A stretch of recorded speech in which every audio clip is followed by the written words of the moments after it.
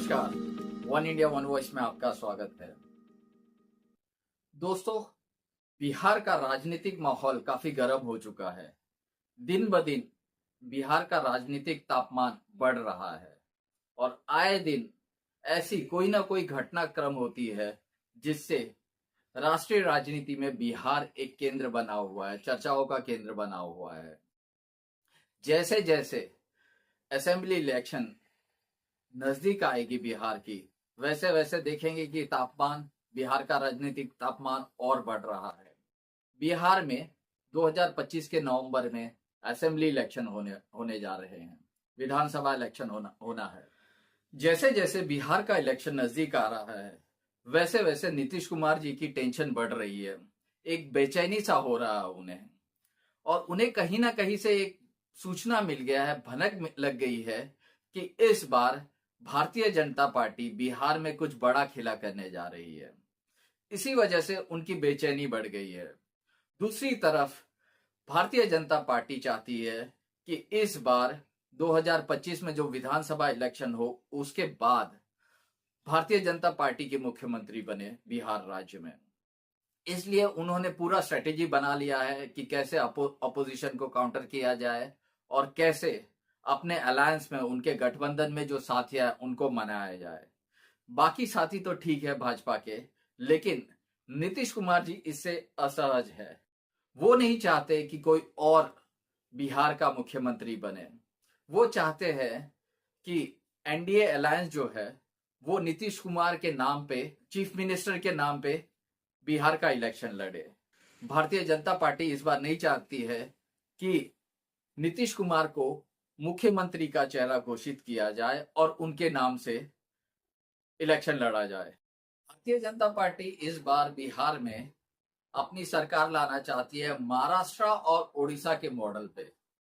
वो महाराष्ट्र और उड़ीसा में जिस तरीके से चुनाव जीते थे, उसी मॉडल से इस बार बिहार में भी चुनाव लड़ना चाहते हैं और जीतना चाहते हैं। अब ये महाराष्ट्र और उड़ीसा का चुनावी मॉडल क्या है भाजपा के लिए, ये हम आपको परत दर परत बताएंगे। और इसी से नीतीश कुमार जी डरे हुए हैं।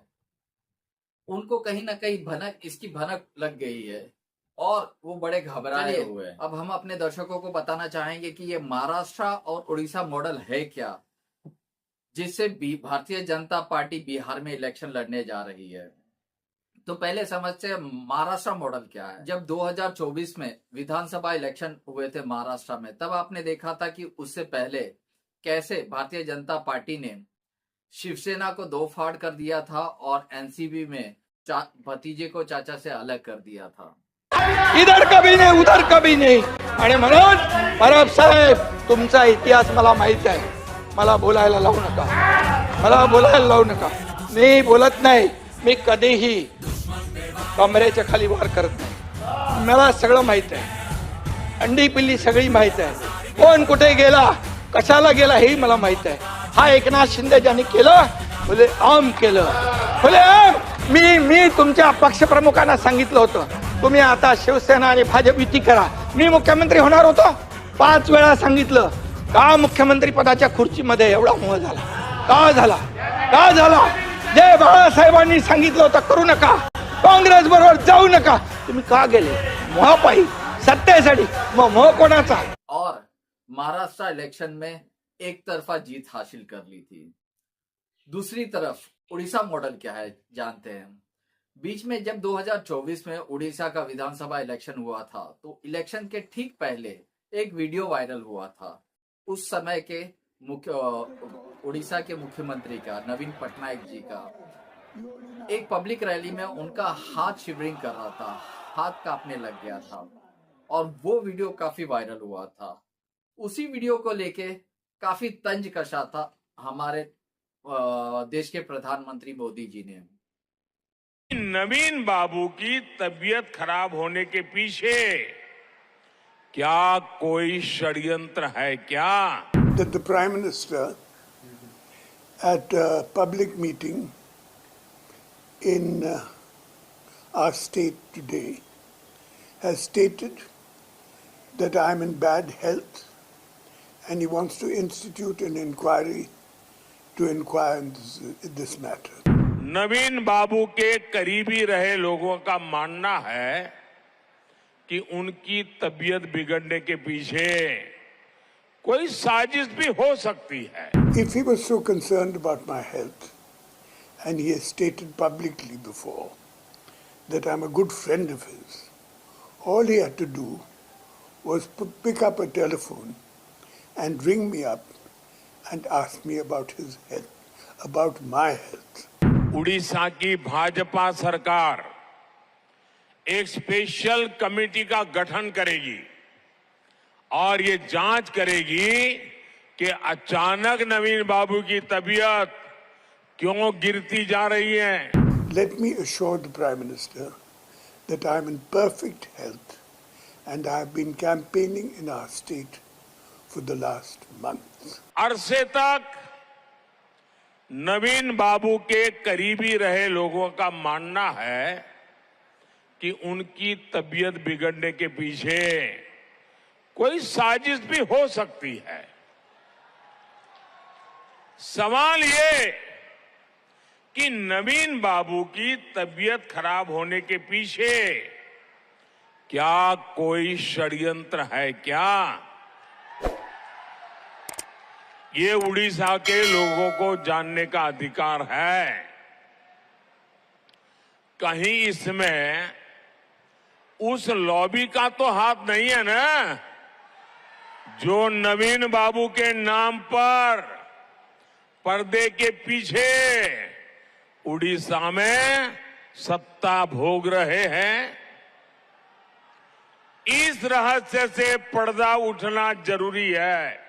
उठना चाहिए ना? पर्दा उठना चाहिए ना? पर्दा उठना चाहिए ना? इसका पर्दा उठना चाहिए, इसकी जांच आवश्यक है।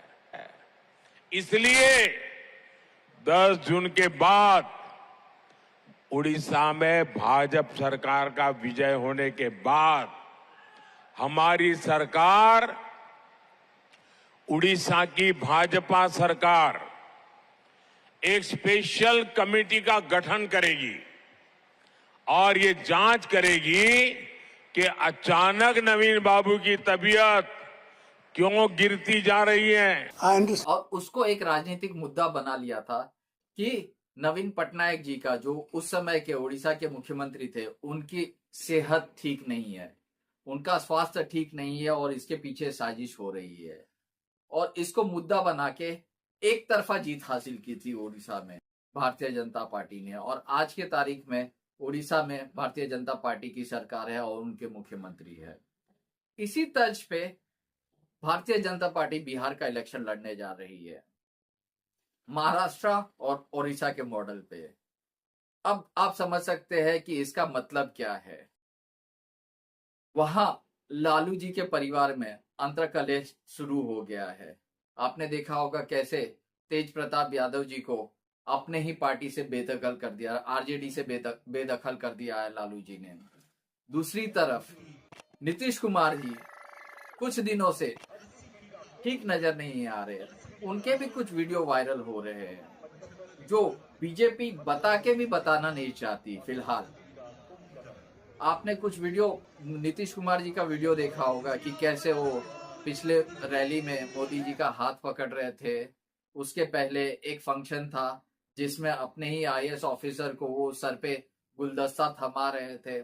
ऐसे कई वीडियो वायरल हो रहे हैं इस समय नीतीश कुमार जी का, जिससे कहीं ना कहीं एक राजनीतिक पंडितों में, बिहार में जो राजनीतिक पंडित है या एक्सपर्ट है, उनमें एक चर्चा शुरू हो गया है कि क्या वाकई नीतीश कुमार जी का स्वास्थ्य सही है या स्वास्थ्य, उनका उम्र हावी हो रहा है उनके स्वास्थ्य पे, और वो अगला इलेक्शन के लिए एज अ सीएम फिट है या नहीं है।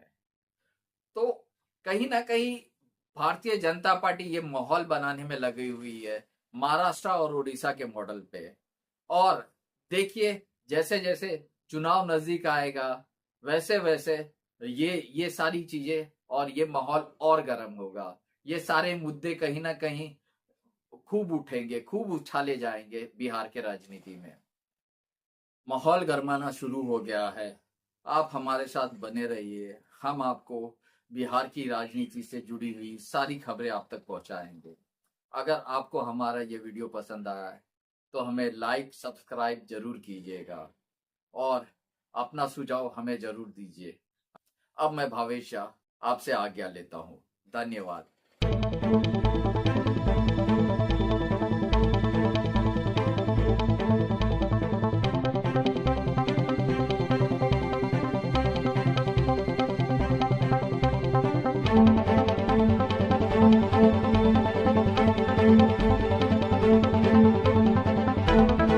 You're watching One India One Voice.